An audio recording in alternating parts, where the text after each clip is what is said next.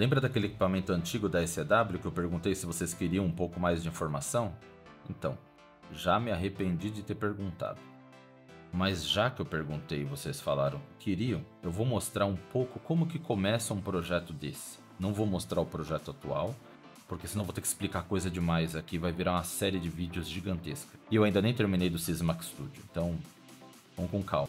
A ferramenta da SEW, ferramenta antiga, lembrando, estamos trabalhando com equipamentos de provavelmente 2005, 2010, nessa faixa, dessa época, tá? Então são equipamentos com no mínimo 15, 20 anos de idade. E isso é mais comum do que vocês imaginam. Se vocês derem a sorte de constantemente estarem com máquinas novas, ótimo. Se vocês forem fabricantes de máquina, melhor ainda. Mas se vocês forem técnicos, se vocês forem engenheiros que dão suporte a equipes de manutenção, reforma de máquinas, isso vai acontecer direto com vocês. Então, vamos lá. A gente vai utilizar o Movie Tools. Vamos criar aqui um novo projeto. Vou colocar isso, criar uma pastinha ali chamada YouTube para ficar fácil. Eu vou dar um nome de Projeto 1. Bem simples. Sem espaço, ok? Use underline ou traço. Vou fechar esse monte de opções porque isso aqui só deixa a gente confuso. Primeira coisa que vocês têm que saber quando trabalha com equipamento antigo é que não existiam simuladores antigamente, ou não existiam bons simuladores antigamente. Quando você fazia alguma coisa num simulador, não necessariamente ele retratava a realidade.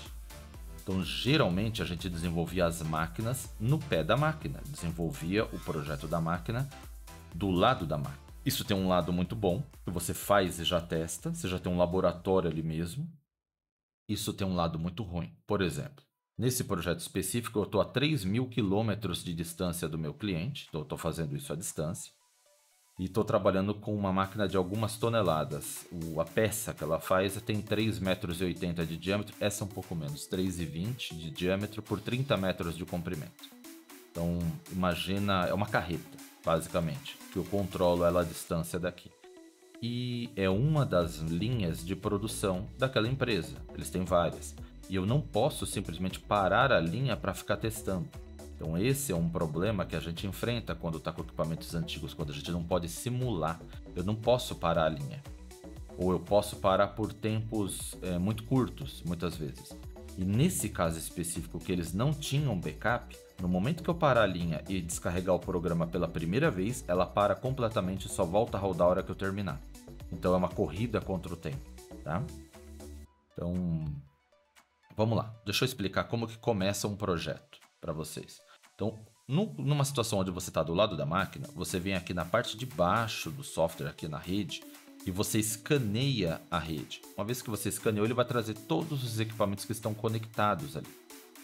Agora, como nós estamos offline, não estamos na máquina, eu sou obrigado a criar um projeto só no computador. Então eu tenho que trabalhar nessa parte de cima aqui, tá?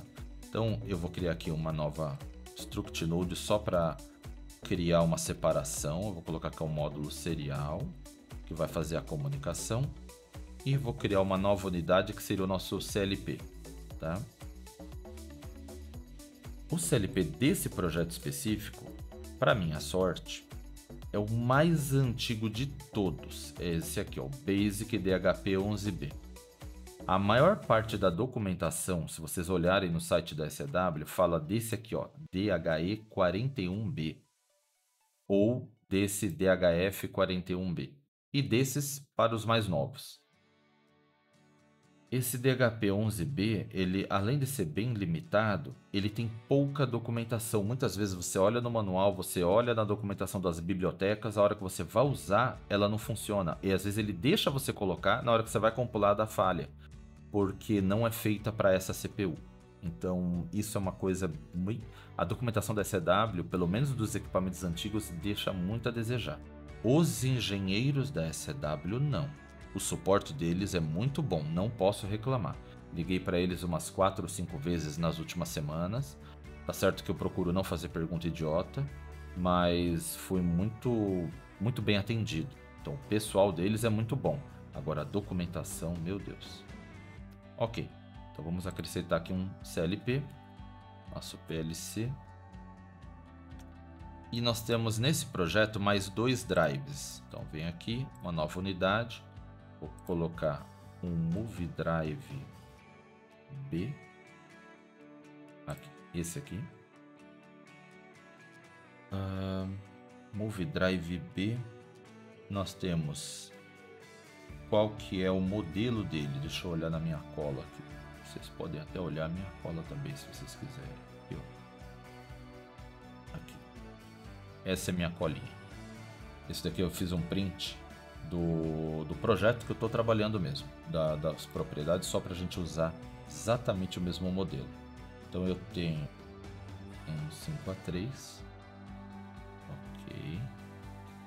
E vou voltar lá para... Vamos lá na foto. 14. Esse aqui é o 05. Ele tem uma placa de I/O aqui, ó. Então a placa de I/O e o código dela é DIO11B. DIO11B. DIO11B. Essa aqui. Esse aqui vai ser o nosso carro. Perfeito. Então criamos a estrutura básica com um PLC e 2 inversores. São 2 servos, na verdade, né? A gente trata eles como servos, mas a ECW ela tem uma maneira diferente de trabalhar. Eu não gosto muito, para falar a verdade. Eles são inversores turbinados, com motores turbinados. Basicamente é isso. São motores de baixíssima inércia. Você consegue atingir altas velocidades com eles. Esses específicos aqui não. São motores muito comuns, inclusive. Só que o drive, o inversor, tem funções de servo. Então você trata como um eixo. Só que não é um servo de verdade. É um... Fala isso, eles vão achar ruim comigo. É um servo. Mas não é um servo. Ok. Temos aqui a estrutura. Aí agora a gente vai criar o projeto do CLP. Tá? Então eu venho, clico com o botão direito. Vou em Programming. Create New PLC Editor Project. Isso, vocês estão olhando aí minha tela. Aqui vem algo que nos ajuda e às vezes atrapalha. Mas mais ajuda do que atrapalha. Aqui nós temos que selecionar, pelo menos para um projeto semelhante a esse que eu estou fazendo, nós temos que selecionar um template para não ter que fazer tudo na mão, com algumas funções que o pessoal lá da Alemanha já deixou pronta. Se você não usar, no mínimo ela serve de exemplo para você saber qual é a linha de raciocínio, tá? Algumas delas eu usei, outras eu descartei e fiz as minhas próprias, mas pelo menos eu entendi a linha de raciocínio deles. Isso é importante para quem não está acostumado a trabalhar com diversos fabricantes. Cada equipamento, cada fabricante, cada origem, cada país de origem fala num idioma diferente. É cultural. Um equipamento alemão, ele é projetado diferente de um equipamento chinês, ou de um equipamento japonês, ou de um equipamento americano, ou até de um brasileiro. Se pegar a VEG também tem suas peculiaridades. Então, dependendo de onde vem esse equipamento, você já tem que mudar a chave e falar, já tenho que esperar isso, isso e isso. E é diferente. O que você tem que esperar de um equipamento japonês não é a mesma coisa que você espera de um equipamento alemão, que também não é do americano. É difícil explicar isso sem dar exemplos. Eu vou mostrar algumas coisas, talvez fique mais fácil. Mas é igual, se vocês viajarem muito ou conversar com muita gente de fora, de outros países, vocês vão perceber isso que eu estou falando. A cultura é diferente, o idioma é diferente. Lógico que o idioma é diferente, mas como que eu explico isso? Tem certas coisas que você não pode fazer na presença de algumas pessoas de fora, porque elas vão entender que aquilo é falta de educação. Então, que pra gente não é. E tem coisas que eles fazem que pra nós é falta de educação. Então, isso é cultural. Uma vez que você aprende esse tipo de coisa, você consegue transitar nesses mundos diferentes. Não é diferente dos equipamentos, porque quem projetou isso É uma pessoa com aquela cultura. É engraçado, o equipamento, ele tem alma. É. Bom, vamos lá. O que vocês têm que selecionar? É esse MDX Technology.pro. Ok? Então, vamos dar um nome para esse projeto. Eu vou dar um nome de PLC, porque o projeto de PLC vai ser só PLC e vai facilitar a minha vida.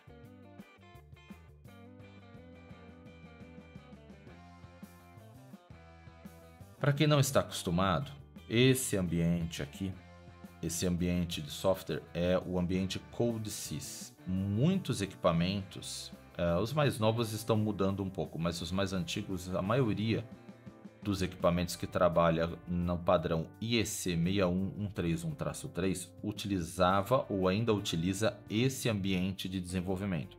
Ele é um ambiente bem simples.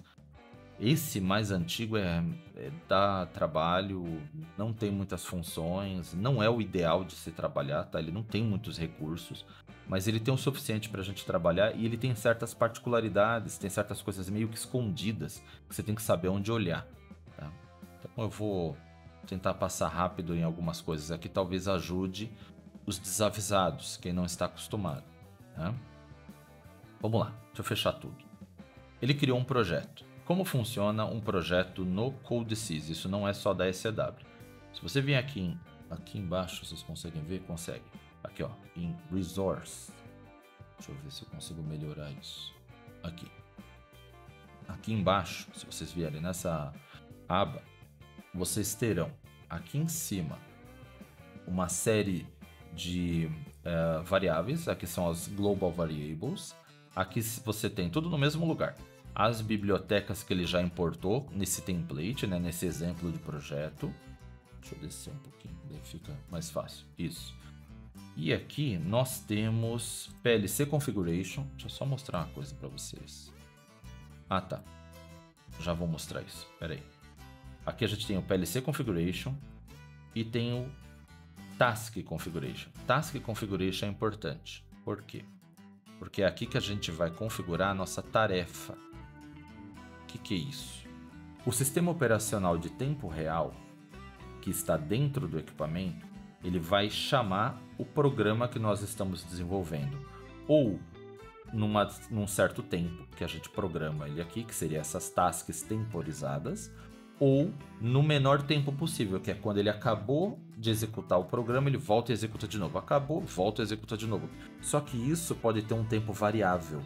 Imagina que você está fazendo um loop e que não é chamado a todo momento. No momento que você vai fazer um cálculo e entra num loop, que ele faz uma série de cálculos, o tempo desse scan ele vai ser maior, tá? E no próximo já vai ser menor. Então quando você usa essa task free, deixa eu pôr aqui para que vocês vejam. Aqui, ó. Quando você usa essa task free, ela utiliza o menor tempo possível, só que não é determinístico. Ele acabou de executar o programa, volta e executa de novo. Acabou de executar, volta e executa de novo. Isso é bom para um CLP e é ruim para um controlador de movimento, um motion controller. Geralmente, quando a gente trabalha com um sistema de controle de movimento, a gente gosta de trabalhar, ou às vezes é obrigatório trabalhar com tasks determinísticas, onde você programa um tempo.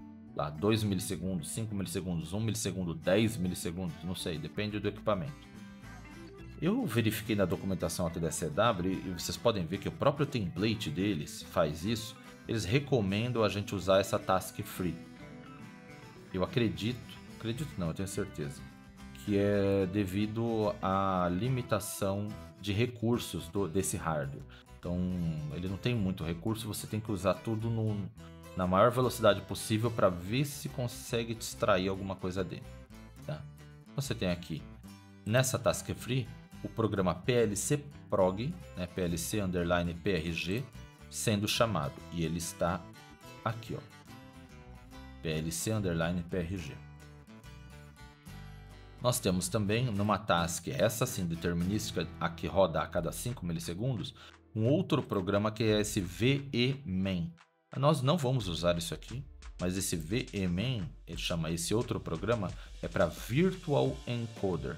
É para que a gente gere um sinal de posição simulando um encoder virtual, que sirva de referência para os servos, para aqueles drives que a gente configurou. Nós não vamos usar, tá? Eu vou deixar ele aqui, porque eu estou mostrando só um exemplo criando do zero para vocês, mas na prática a gente não usa. Mas que eu posso mostrar aqui na configuração, PLC Configuration. Deixa eu abrir aqui, ó. Isso é comum em equipamentos japoneses e em equipamentos alemães antigos. Os mais novos são um pouco diferentes. E na verdade tem equipamento japonês e chinês que faz isso até hoje. Concordo. O que que é? Isso o que? Lembra aquela foto que eu mostrei? Deixa eu trocar minha tela aqui para que vocês possam ver. Aqui, ó. Aqui. Tá vendo essa foto? Esses equipamentos aqui? Aqui tem uma foto de um painelzinho que tá lá.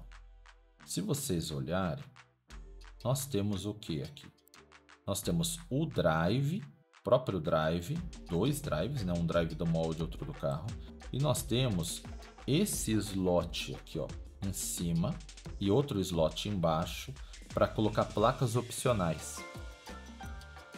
Essa aqui é a placa do CLP, é essa aqui, ó.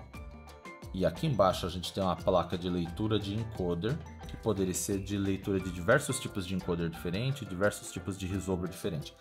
Olha, essa era uma maneira antiga de se fazer as coisas, mas muito boa. Ultimamente, os fabricantes têm mudado ultimamente de uma década para cá quase.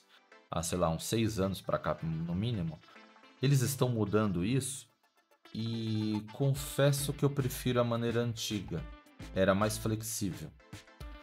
Por quê? Porque esse equipamento ele funcionava como uma plataforma onde você espetava várias placas diferentes aqui. E se você tem um projeto diferente, basta você montar essa plataforma com outras placas.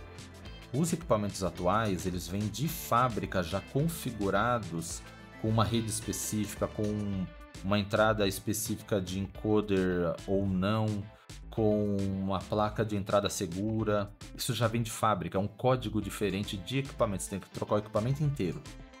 Confesso que eu não gosto muito dessa abordagem. Eu entendo o motivo dela, e no nosso país isso acontece muito, é por uma questão de impostos, mas tecnicamente assim era melhor, tá? Então, como são 3 produtos diferentes, você tem três equipamentos que caem e têm cargas tributárias diferentes. Dependendo do país, dependendo de onde ele vem, para onde ele vai, é um problema. Quando você embute tudo, vira um código só, é um equipamento único, é mais simples e você paga geralmente menos impostos, entendeu? Só que pra gente, que na parte técnica não é legal. Então nós temos aqui, ó, os espaços e o slot para 2 placas. Por que eu estou mostrando isso? Vamos voltar lá no nosso projeto. Voltar aqui. Nós temos a rede. Nós temos aqui os I/Os do CLP. Deixa eu ver se eu consigo melhorar isso. Aqui. Aqui mesmo.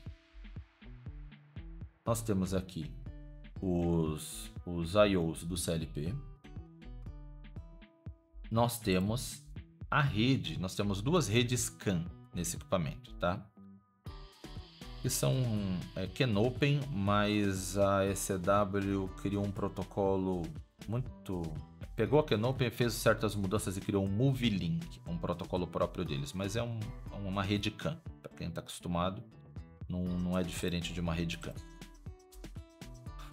Se vocês não estiverem acostumados, me avisem, coloquem nos comentários e aí não dá para fazer um vídeo só.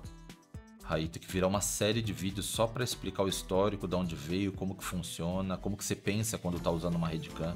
É diferente de uma rede Modbus, por exemplo, de um protocolo, né, Modbus, ou é mais parecido com... não sei. Se precisar, se vocês quiserem, coloquem aí e eu ponho na minha lista de tarefas aqui para fazer alguns vídeos relacionados. Nós temos aqui, ó, na rede CAN, 3 equipamentos nesse template. Então, nesse template ele faz de conta que a gente tem 3 equipamentos. Na real, a gente só tem 2, na verdade. Então, eu vou pegar aqui o primeiro equipamento, o primeiro Move Drive. Ele tem as suas entradas e as suas saídas. Nas suas entradas, deixa eu abrir aqui um pouco mais.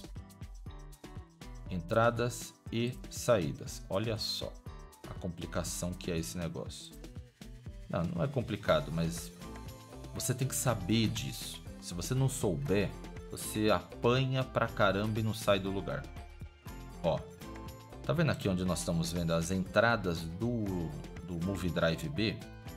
Então, nem todas essas entradas são dele.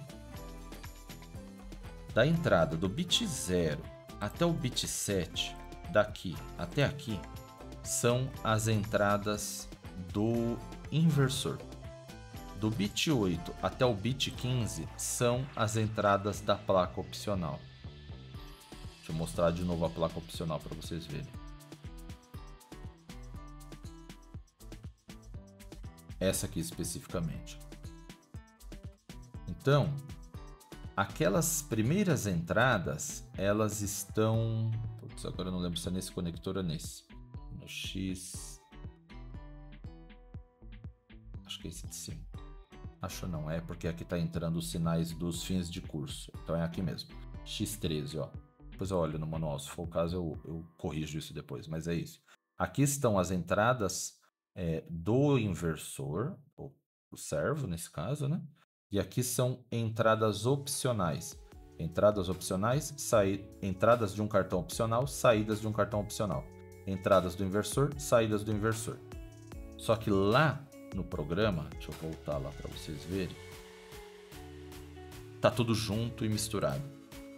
Ele já prevê que esses primeiros 8 bits são das entradas do próprio inversor e os próximos 8 bits são das entradas de um cartão opcional, não aquele exatamente, qualquer cartão opcional que você colocar tem que ter no máximo 8 bits de entradas, porque é o que está limitado, ele já foi previsto isso em projeto, não tem flexibilidade aí. Ou hoje em dia talvez tenha, talvez alguém que conheça mais da SCW, ou alguém até que trabalhe lá pode me corrigir, não tem problema, podem colocar aí nos comentários, eu faço a pesquisa e venho aqui fazer a correção, agradeço inclusive, se vocês puderem acrescentar alguma coisa. Então aqui as saídas a mesma coisa, aqui são as saídas próprias do equipamento de 0 a 7, e as saídas de 8 a 15 são as saídas da placa opcional. Tá? E nós temos também entrada e saída analógica. Aqui nós temos em cima 2 canais de entrada analógica, 2 canais de saída analógica. Só que na prática o equipamento não tem esses sinais analógicos. Então a primeira entrada analógica ele tem. Tá? É a entrada analógica do próprio inversor. A segunda entrada analógica é de uma placa opcional. É confuso. Não poderia ter uma aba separada só para os I/Os das placas opcionais, né? Mas não é assim que eles trabalham. Então aqui é do próprio equipamento, isso aqui é opcional. E essas duas saídas analógicas, salvo engano, esse modelo de inversor não tem saída analógica. Então essas duas saídas analógicas, elas estão na placa opcional também. Isso que eu acabei de mostrar se repete para os 3 drives configurados aqui, tá? No nosso caso, a gente só usa 2. O que é importante, além da gente observar essa parte dos I/Os? Ah, outra coisa. Já explico isso. Senão vai ficar muita informação junto. Quando você vem aqui, ó, e clica em cima da rede CAN 1, e clica no primeiro inversor, no primeiro drive, se você vier aqui em módulo, você tem que configurar o endereço dele na rede, ou fazer a configuração básica dele na rede. Você configura o endereço, configura qual é o padrão de dados que você vai trocar.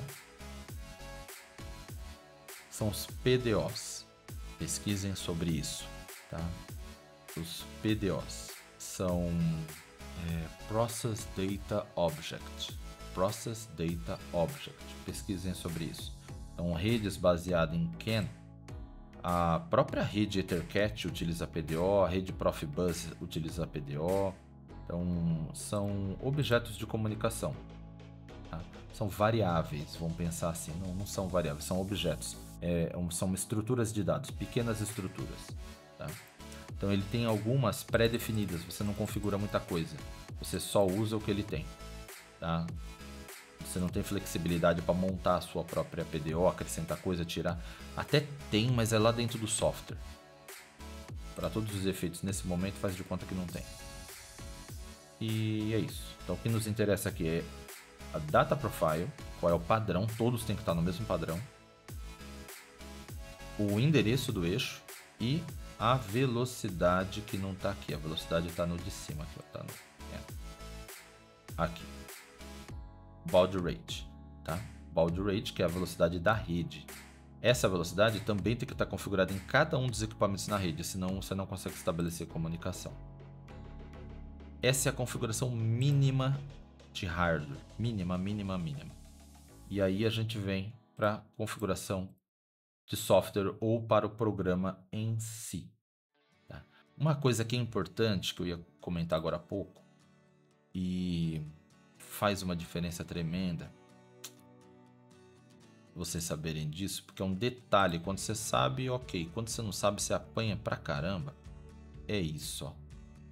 Todas essas variáveis, elas estão mapeadas nesses endereços. Deixa eu ver se eu consigo melhorar aqui, ó. Tá vendo, ó? Nesses endereços. Só que, se eu quiser usar elas dentro do programa, aqui do PLC, o que é lógico e óbvio, eu vou ter que usar algumas entradas ou saídas no programa, eu tenho que vir aqui, ó, e dar um nome para ela aqui atrás. Por exemplo, push button start. Vem aqui, push button stop. Olha só que doido e que confuso. Ao colocar o nome aqui, essa variável pbStart e pbStop será gerada automaticamente dentro da Global Variable. Aqui, ó, dentro de uma Global Variable. Eu acho isso extremamente confuso. Mas por quê? Porque aqui dentro eu tenho espaço para eu já colocar as variáveis. Eu poderia colocar aqui, ó, pbStart, pb, né? Push button start. E ele é do tipo booleano e ele está no endereço, no endereço xxx lá, que é aquele endereço de hardware que aparece lá do lado. Então, só que aqui ele não faz isso. Eu tenho que declarar ele lá onde eu mostrei, aqui no PLC Configuration. Então, parte das minhas variáveis globais, elas ficam aqui nessa configuraçãozinha de hardware. Parte das variáveis globais ficam dentro dos arquivos de declaração de variáveis.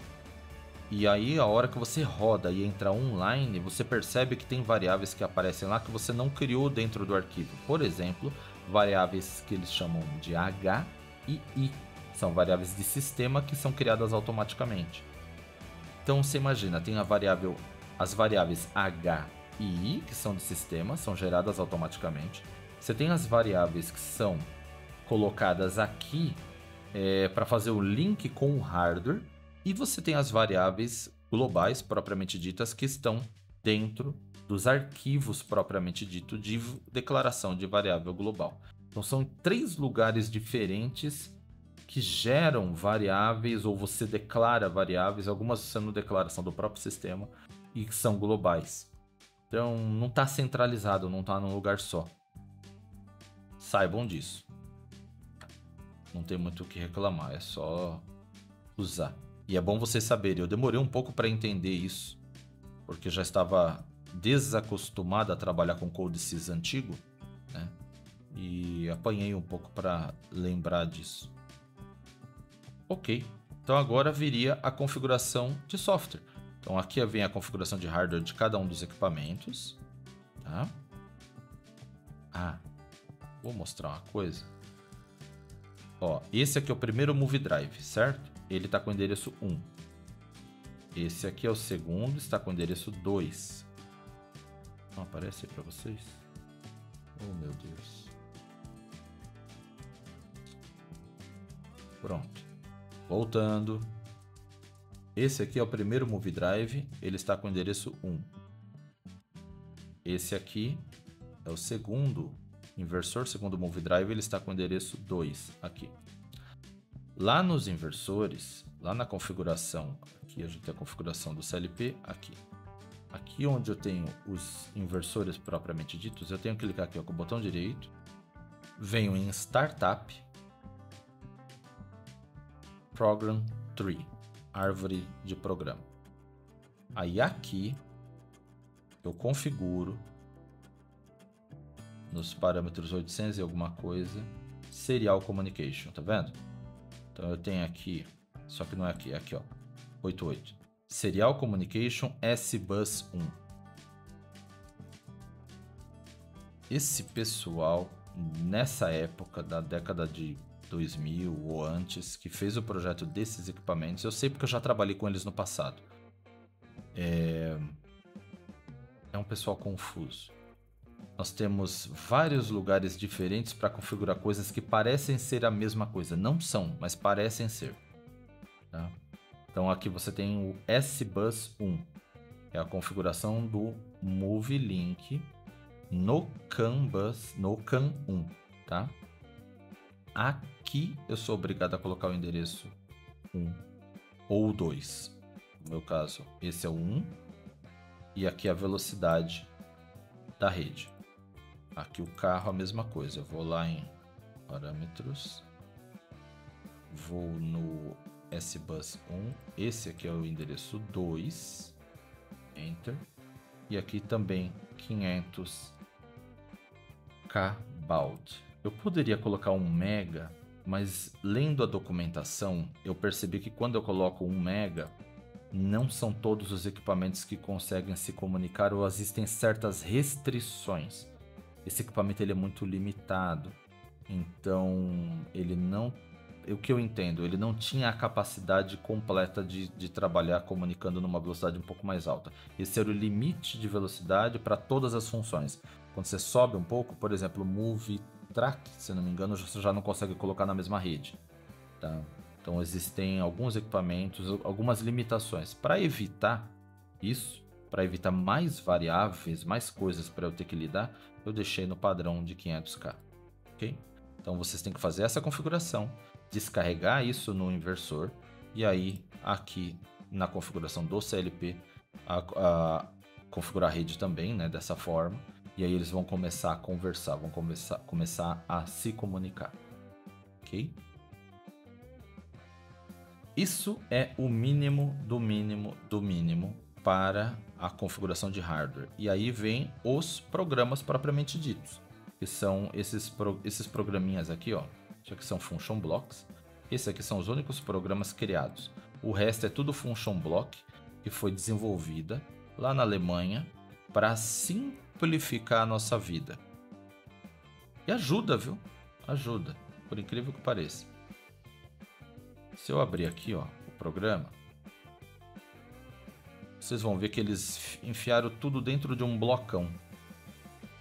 Você tem aqui, ó, esse blocão. Access Control. Aí você tem um Access Control simples, puro e simples. Você tem um Access Control com a função de camis, aqui ó, com função de CAN. E o Access Control com a função de Gear. Para quem não sabe o que é isso, a função de Gear é um engrenamento, é uma engrenagem eletrônica, como se você tivesse... Você vai fazer um equipamento seguir o outro por velocidade.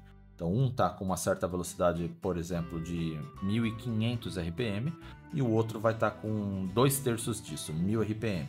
Então um amarrado ao outro com essa relação de 2/3. Se você subir a velocidade, por exemplo, para 1800 desse mestre, o escravo vai de 1000 para 1200. Ele sobe junto. Só que é um controle de velocidade, não é posição, ok? Isso é importante, guarda essa informação. O CAN já é um controle de posição. Dependendo da posição do mestre, o escravo vai para uma posição específica. Então, o escravo segue o mestre numa malha de posição.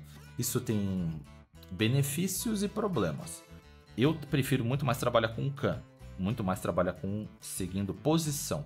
Porém, é uma malha mais nervosa, ela gera oscilações de correntes maiores nos inversores, ou nesse caso aqui nos inversores, nos servos. Tá? Então, se você tiver variação mecânica, se você tiver um problema numa corrente, um problema num fuso, uma folga, um ponto de maior atrito, tudo isso vai aparecer mais num CAN do que num Gear. Se você tirar um gráfico, você vai perceber, porque ele está muito mais, ele está olhando os pulsos de encoder, ele está muito mais suscetível a fazer correções, as correções são mais rápidas, né? No caso do Gear, é meio que um carro seguindo o outro na estrada. Ora distancia um pouco, ora aproxima.